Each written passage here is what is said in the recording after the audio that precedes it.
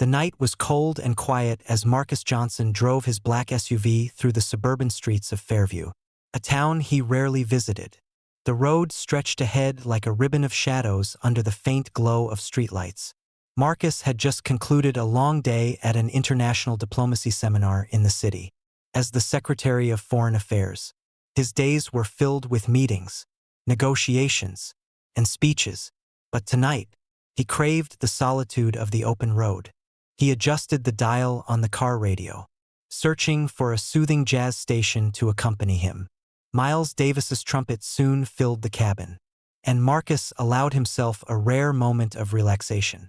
But as he approached a quiet intersection, he noticed something unsettling in his rearview mirror, a police cruiser trailing him. At first, Marcus dismissed it. He hadn't broken any laws, and his vehicle registration was up to date. But as the cruiser's lights began to flash, his stomach tightened. Reluctantly, he pulled over to the side of the road, heart pounding. "Stay calm," he muttered to himself, rehearsing the script he had learned years ago as a young black man growing up in America. Hands visible, polite tone, no sudden movements. Yet, the weight of the moment pressed down on him. The officer approached, flashlight in hand, illuminating Marcus's face through the car window. His expression was stern, almost accusatory. "License and registration." The officer barked. Marcus complied, his voice steady but firm. "Is there a problem, officer?" The man ignored the question, scrutinizing Marcus's documents. "What are you doing in this neighborhood at this hour?" Marcus frowned. "I'm returning from work. I'm a government official." The officer's lips curled into a skeptical smirk. "Government official? Huh? Why don't you step out of the vehicle for me?" Marcus hesitated. "With all due respect, officer, I've done nothing wrong. May I ask why I'm being pulled over?" The officer's demeanor darkened. "Step out of the car. Now." A second officer approached from the passenger side, his hand resting on his holstered weapon.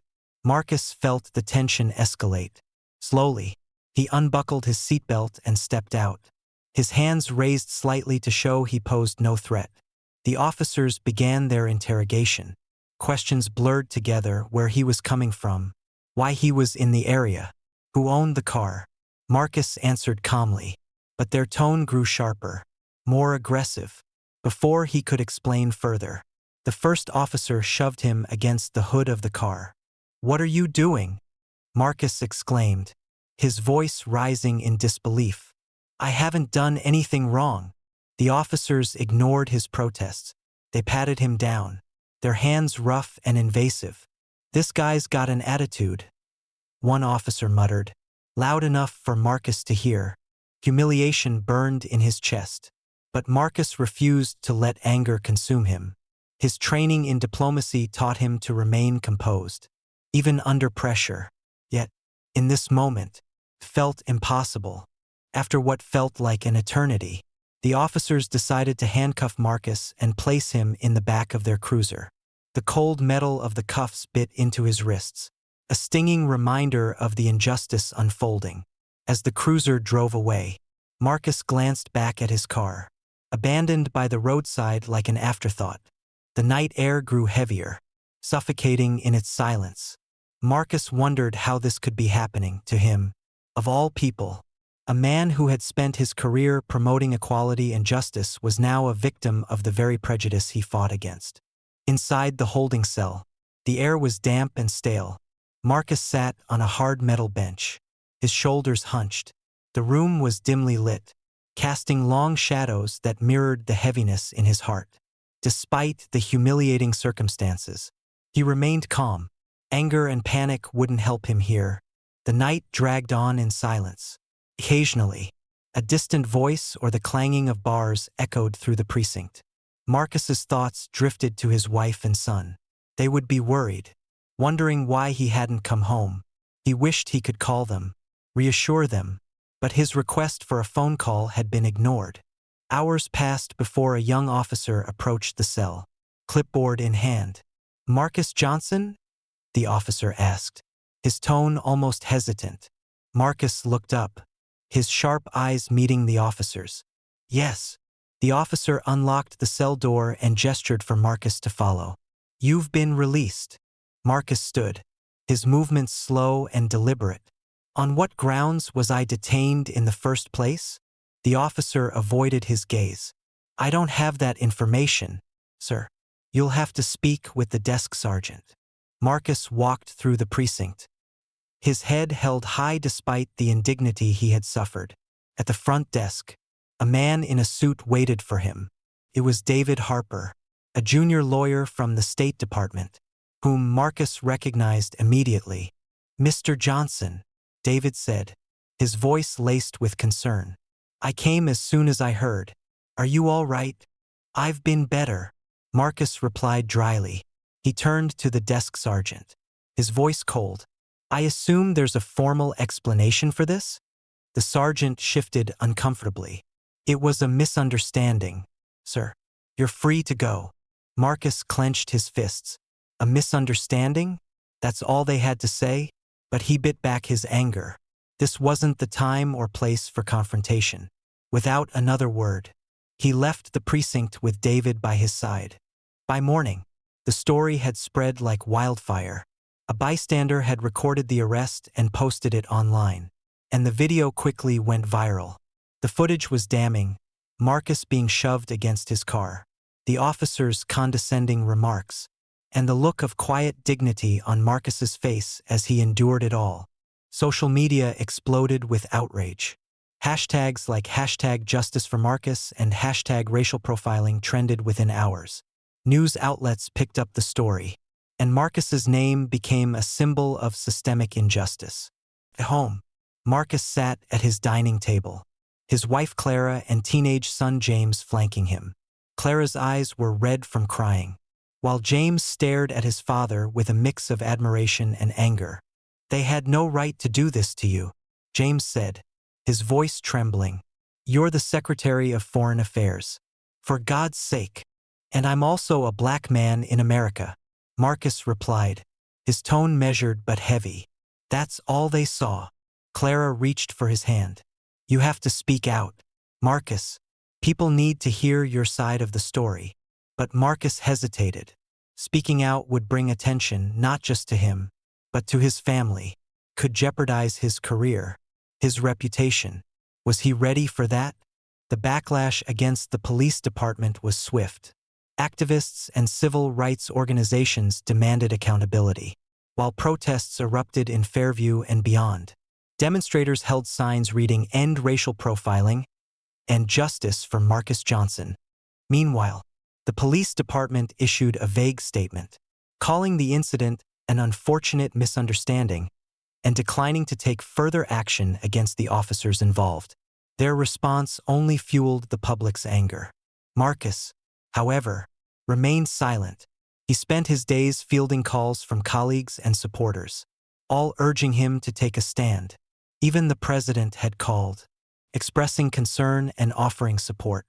But Marcus wasn't sure what to do. He had spent his life building bridges, fostering dialogue, and promoting peace. Taking a public stand now felt like stepping into a battlefield. One evening, as he stood on the balcony of his home, Marcus stared out at the city lights and thought about the road ahead. He couldn't stay silent forever.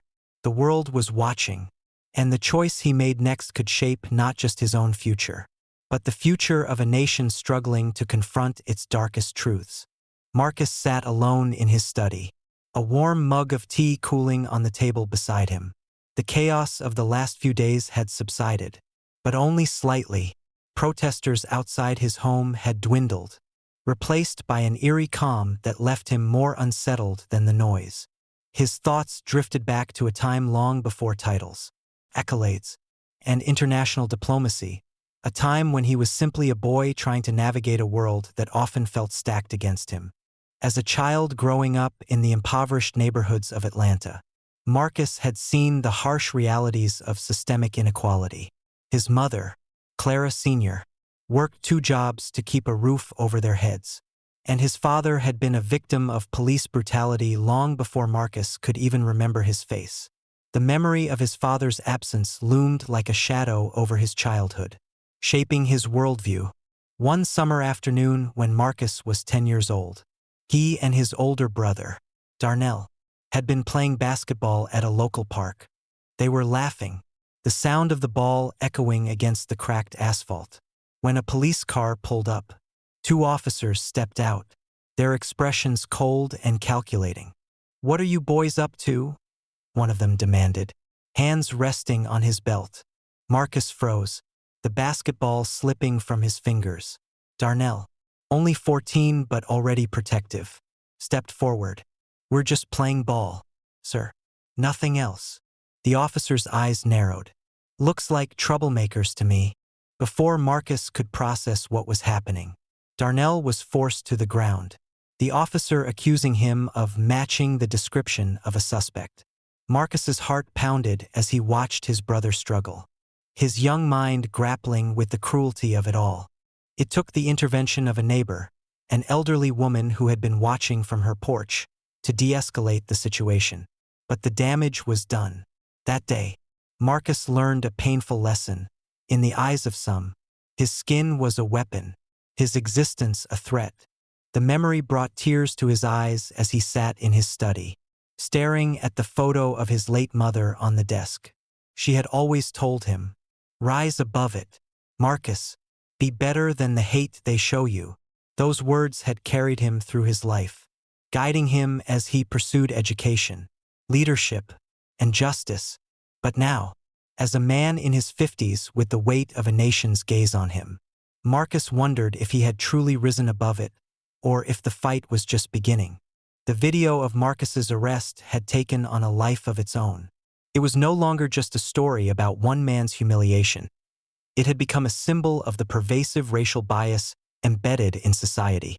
News outlets debated the implications. Activists called for immediate reform, and Marcus's name was mentioned alongside civil rights icons.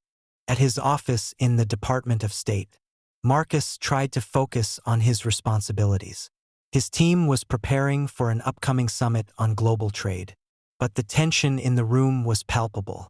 His staff avoided eye contact, their usual chatter replaced by a strained silence. "Let's go over the agenda for tomorrow," Marcus said, breaking the quiet.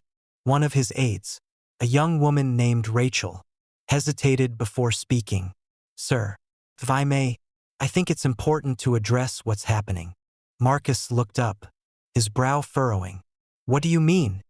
Rachel shifted nervously. "The protests, the public outcry, it's not going away. People are looking to you for leadership, for answers." Her words struck a chord. Marcus had spent his career crafting careful policies, working behind the scenes to create change. But now, the public was demanding something more visible, more immediate. Could he step into that role without losing himself? Meanwhile, across town, the police officers involved in Marcus's arrest faced their own reckoning. Officer Brad Taylor, the man who had handcuffed Marcus, sat in his modest home, scrolling through social media. Every post, every comment was a reminder of his actions. His wife, Emily, sat beside him, her face a mask of concern. "You need to say something," she urged. "An apology, an explanation, anything." Brad shook his head. "It won't matter. They've already made up their minds about me." Emily placed a hand on his shoulder. "You made a mistake, Brad, but you can't just hide. Do the right thing." Her words lingered as Brad stared at the screen, his face a mix of defiance and guilt. After days of internal debate, Marcus finally made his decision. He would break his silence not as a victim, but as a voice for change. With the support of his family and a few trusted advisors, he prepared a public statement. The press conference was held at a community center in downtown Washington, D.C. The room was packed with reporters, activists, and supporters. Cameras clicked and microphones buzzed as Marcus stepped up to the podium, his tall figure commanding attention. "Good evening," he began, his deep voice resonating through the hall. "Over the past week, I have been humbled and overwhelmed by the outpouring of support from people across this country. But tonight, I stand before you not just as a man who has experienced injustice, but as a representative of countless others who face it every day." He paused, his gaze sweeping the crowd. "This isn't just about me. It's about a system that allows prejudice to flourish. It's about the lives cut short, the opportunities stolen, and the communities left to pick up the pieces. And it's about time we did something to change it." The room erupted in applause. Marcus continued, outlining a plan for police reform, including mandatory bias training, independent oversight committees, and community engagement programs. "I don't stand here to divide," he concluded. "I stand here to unite us in the fight for a better, fairer future." The crowd rose to their feet, the energy in the room electric. For the first time in days, Marcus felt a sense of hope, a belief that his pain could fuel progress. Marcus's speech sent shockwaves through the nation. It was replayed on every major news network, dissected by pundits, and shared millions of times online. His words resonated with people from all walks of life, sparking conversations about systemic inequality. But not everyone was supportive. Critics accused him of politicizing the incident, while others dismissed his proposals as impractical. Marcus expected the backlash, but it didn't make it any easier to bear. At home, Clara tried to shield their son James from the vitriol. "Don't read the comments," she warned, but James couldn't resist. He scrolled through the hateful messages, his fists clenching with each insult. "Why do they hate us so much?" James asked one evening, his voice tinged with frustration. Marcus knelt beside him, placing a hand on his shoulder. "Because fear is easier than understanding, son. But that's why we have to be stronger. We have to show them that love and justice will always win." Meanwhile, Brad Taylor watched the speech from his living room. For the first time, he saw Marcus not as a faceless suspect, but as a man intelligent, articulate, and deeply human. Brad's chest tightened with regret. He knew he couldn't undo his actions, but perhaps he could start making amends. The nation was at a crossroads, and so was Marcus. The road ahead would be long and arduous, but for the first time in days, he felt ready to walk it. The morning after Marcus's powerful speech, the Fairview Police Department found itself under immense scrutiny. Protesters gathered outside the precinct, holding signs that read "No Justice, No Peace, and End Police Brutality." The department's press office was inundated with calls from journalists demanding answers, while activists filed formal complaints with the Civil Rights Division of the Department of Justice. Inside the precinct, tensions ran high. Officer Brad Taylor sat in the briefing room with several colleagues, the atmosphere heavy with unease. Captain Roger Stevens, a no-nonsense veteran of the force, entered the room, his face grim. "Listen up," he began, addressing the officers. "An internal investigation is underway. The brass upstairs wants this handled quickly, but thoroughly. No more screw-ups. You hear me?" Brad shifted in his seat, his jaw tightening. He knew the investigation would dig into every detail of his encounter with Marcus. His actions, his words, even his body language, all of it would be scrutinized. The department brought in an external oversight committee to review the case.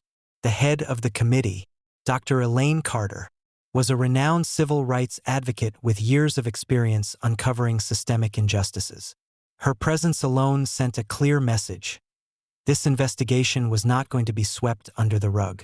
Elaine sat down with Brad for an interview, her sharp gaze unwavering. "Officer Taylor," she began, her tone calm but firm, "can you walk me through the events of that night?" Brad hesitated, the memory of Marcus's composed yet wounded expression flashing in his mind. "I responded to a call about a suspicious vehicle," he said.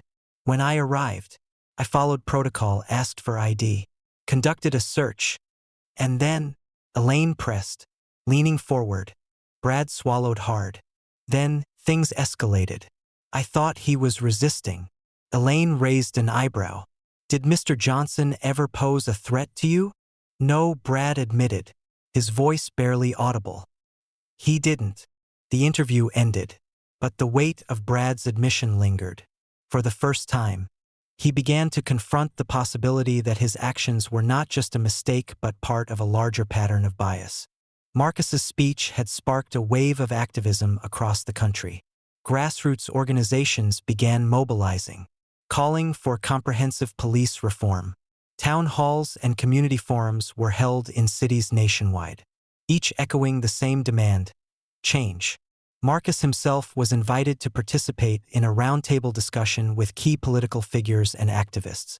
The event, held at a historic church in Atlanta, was packed with people eager to hear his perspective.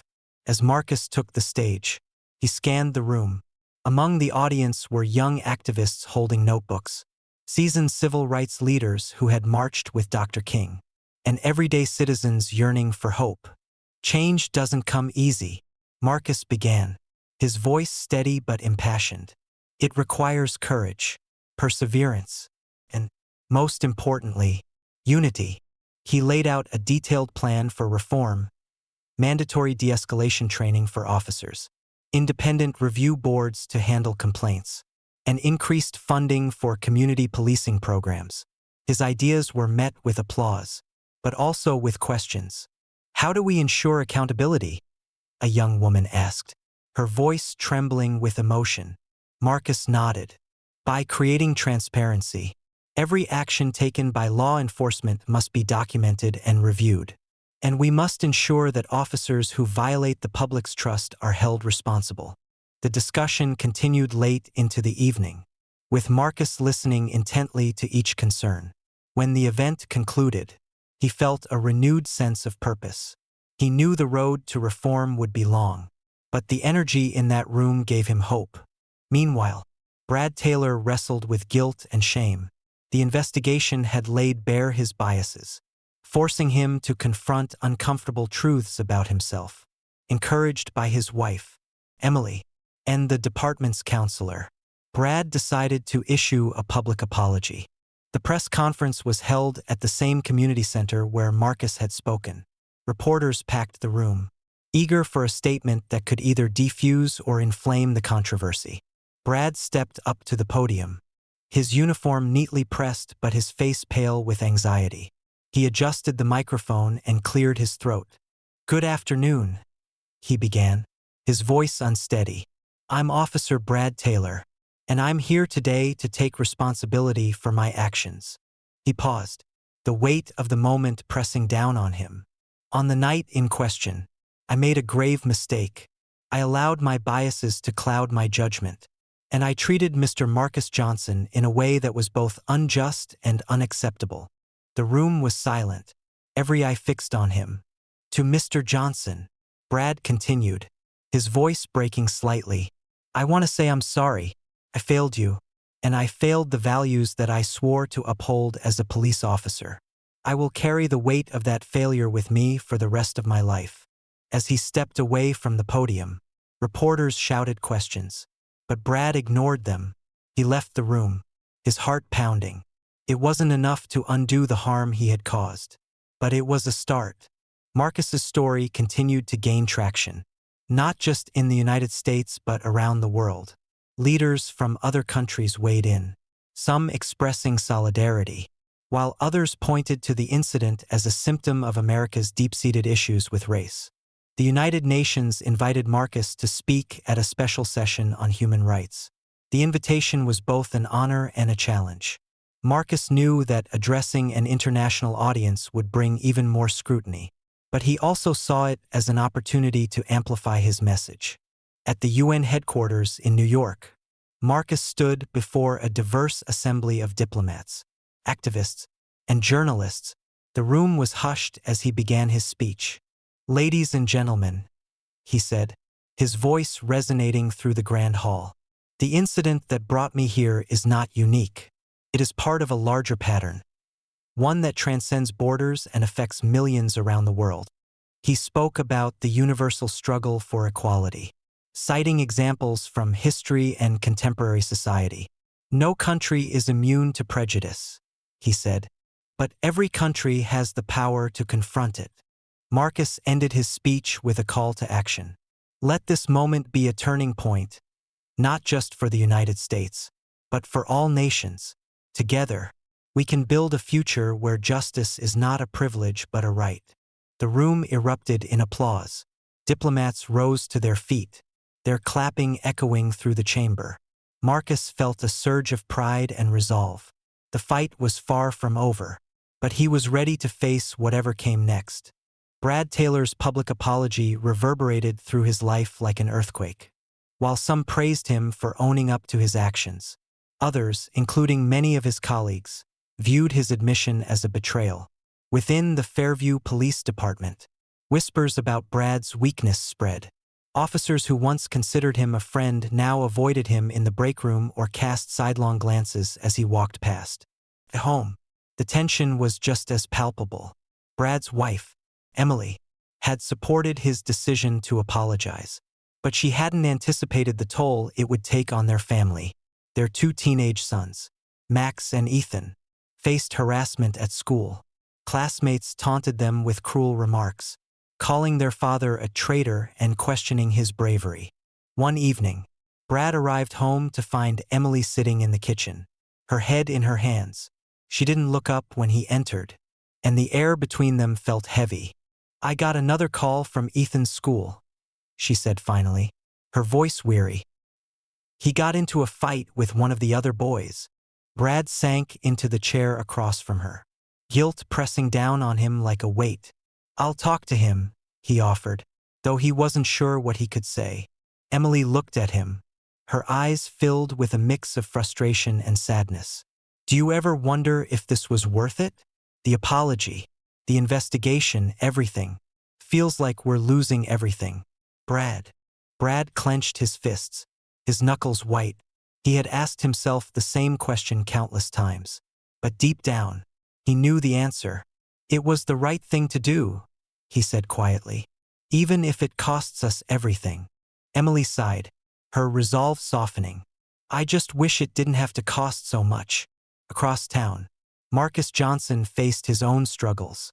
While his speech at the United Nations had earned widespread acclaim, it also made him a target for hate groups and extremists.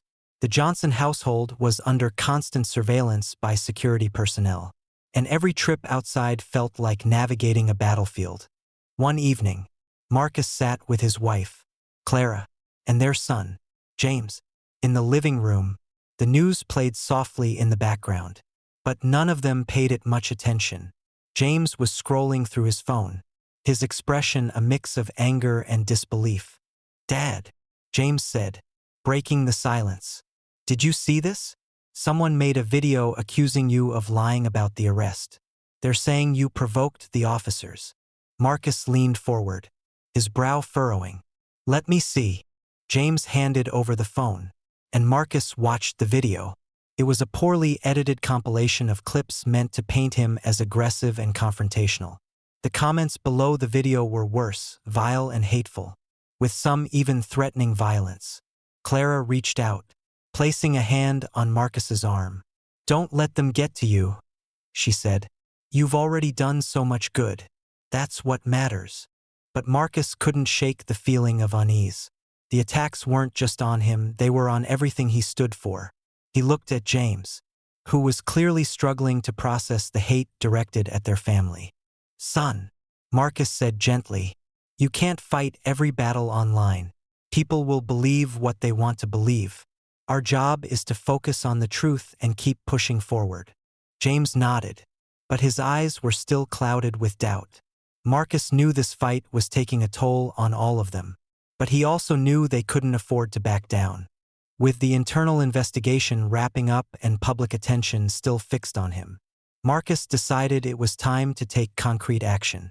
He convened a meeting with civil rights leaders, lawmakers, and community organizers to draft a comprehensive plan for police reform. The meeting was held in a community center in Washington, D.C., and the room buzzed with energy as participants exchanged ideas. Marcus stood at the head of the table, a stack of notes in front of him. "Thank you all for being here," he began. "We have an opportunity to turn this moment into lasting change. But we need a plan that's practical, actionable, and focused on accountability. One of the activists, a young woman named Maya, raised her hand. I think we need to start with training. Officers need to understand the communities they serve. That means cultural sensitivity, de-escalation techniques, and regular evaluations. Another participant, an older man named Reverend Carter, nodded in agreement. And we need independent oversight. Police departments can't investigate themselves. There needs to be a third party holding them accountable. The discussion continued late into the night, with ideas ranging from body cameras to increased mental health resources for officers. Marcus took careful notes, ensuring every voice was heard. By the end of the meeting, they had drafted a preliminary plan. It included mandatory bias training, community police partnerships, and the establishment of independent review boards to handle complaints. The blueprint was ambitious, but it was a start. As the participants left, Marcus stayed behind, looking over the plan. For the first time in weeks, he felt a glimmer of hope. This wasn't just about fixing what had happened to him. It was about creating a system that could prevent it from happening to anyone else. That evening, Marcus found himself alone in his study. The blueprint for reform sat on the desk before him, a tangible representation of everything he had fought for. But as he stared at the document, doubt crept in. Would the plan work? Could it survive the inevitable political resistance and bureaucratic red tape? And even if it did, would it truly change the hearts and minds of those who perpetuated the cycle of injustice? He leaned back in his chair, closing his eyes. Memories of the arrest flooded his mind, the cold metal of the handcuffs, the humiliation of being treated like a criminal, the officer's dismissive tones.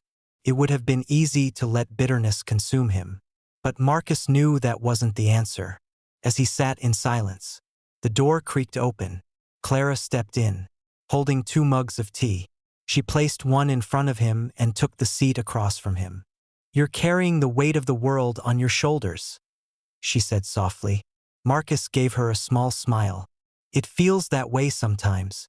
Clara reached across the desk, taking his hand in hers. "You're doing something incredible, Marcus. Don't lose sight of that. Change doesn't happen overnight, but every step you take matters." Her words brought him comfort.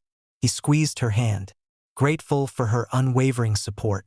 Together, they sipped their tea, the quiet night wrapping around them like a warm embrace. In that moment, Marcus made a promise to himself and to his family. He would see this fight through, no matter how long it took. The road ahead might be uncertain, but he knew one thing for sure: he would not walk it alone. The streets of Washington, D.C., were alive with the sound of chants and the steady rhythm of footsteps. Thousands of protesters had gathered in front of the Capitol, holding signs with messages like "Justice for all," "End police brutality," and "Reform now." The glow of candles mixed with the flickering lights of camera crews documenting the historic moment. Marcus stood on a temporary stage at the center of the crowd, the steps of the Capitol looming behind him. Beside him were leaders of civil rights organizations, lawmakers who supported the blueprint for reform, and even some law enforcement officials who had joined the cause. The diversity of the coalition was a testament to the power of unity.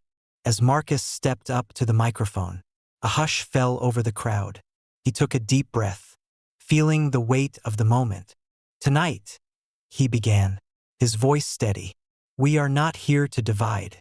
We are here to unite, to demand change not out of anger, but out of hope." He paused, scanning the sea of faces before him. For too long, the system has failed us. It has failed our children, our communities, and the very ideals this country was founded upon. But tonight, we stand together to say enough. The crowd erupted into cheers, their voices carrying into the night sky. Marcus raised his hands to calm them before continuing. "This is not just about one man or one incident. This is about every life lost, every family torn apart, and every voice silenced by injustice. And this is about building a future where no one has to fear those who are sworn to protect them. He outlined the key points of the reform plan, emphasizing accountability, transparency, and community engagement. With each word, the crowd's energy grew, their belief in the possibility of change palpable. As he concluded, Marcus's voice rang with conviction. We cannot wait for change to come to us. We must be the change. And together, we will create a world where justice is not a privilege, but a right for all. The crowd erupted into applause, chanting his name as he stepped back from the microphone. For the first time in weeks, Marcus felt a sense of accomplishment. The fight was far from over, but tonight, they had taken a significant step forward. The day after the protest, the atmosphere in Washington felt different. The city, often weighed down by bureaucracy and political gridlock, seemed to hum with a newfound energy. News outlets praised the peaceful demonstration, calling it a turning point in the fight for police reform. Even critics admitted that Marcus's leadership had brought a sense of dignity and purpose to the movement. At the Department of State, Marcus returned to his office to find it filled with letters and emails from people across the country. Some were from individuals who had experienced similar injustices, while others were messages of solidarity and gratitude. He spent hours reading them, each story fueling his determination. Meanwhile, the Fairview Police Department released the findings of their internal investigation. The report acknowledged that Officer Brad Taylor had violated department protocols and recommended disciplinary action. It also highlighted systemic issues within the department, prompting the police chief to announce a series of reforms, including mandatory bias training and increased community oversight. Brad, however, was not content to let the investigation be the end of his reckoning. He reached out to Marcus through a mutual acquaintance, requesting a private meeting. At first, Marcus was hesitant. What could Brad possibly say that would make a difference? But after some consideration, he agreed. The meeting took place in a neutral location, a small conference room in a community center. Brad arrived first, visibly nervous. When Marcus entered, the tension in the room was palpable. "Thank you for agreeing to meet," Brad began, his voice low. "I know I'm the last person you want to see." Marcus studied him, his expression unreadable. "Why did you want this meeting?" Brad took a deep breath. "Because I need you to understand that I know what I did was wrong. Not just wrong, unforgivable. I let my biases guide my actions. And I hurt you. I hurt your family. And I hurt the community I'm supposed to serve." For a long moment, Marcus said nothing. Finally, he spoke, his tone measured. "Do you truly understand the impact of what you did? This isn't just about me. It's about every person who has ever been treated as less than human because of their skin color." Brad nodded, his eyes glistening with unshed tears. "I do, and I want to make it right. Not for me, but for the people I've wronged." The conversation continued late into the evening. By the end, Marcus felt a flicker of hope that Brad could be part of the change the movement was fighting for. With momentum on his side, Marcus worked tirelessly to turn the blueprint for reform into actionable legislation. He partnered with lawmakers, community leaders, and even some law enforcement officials who supported the cause. The proposed bill, titled the Justice and Accountability Act, aimed to address key issues such as police accountability, bias training, and independent oversight. The process was grueling. Lobbyists from police unions pushed back, arguing that the reforms would undermine officers' ability to do their jobs. Political opponents framed the bill as an attack on law enforcement. Marcus faced relentless criticism, but he refused to waver. In the midst of the legislative battle, Marcus found solace in his family. Clara and James became his anchor, reminding him why the fight was worth it. One evening, as they sat around the dinner table, James surprised Marcus by announcing that he wanted to become a lawyer. "I want to fight for justice. Like you," James said, his voice filled with determination. Marcus felt a surge of pride. "You can do anything you set your mind to, son." And when you fight for what's right, you'll never fight alone. After months of debate and negotiation, the Justice and Accountability Act passed in Congress with bipartisan support. The victory was celebrated across the country, with communities holding rallies and events to mark the occasion. Marcus stood on the steps of the Capitol, addressing the nation once more.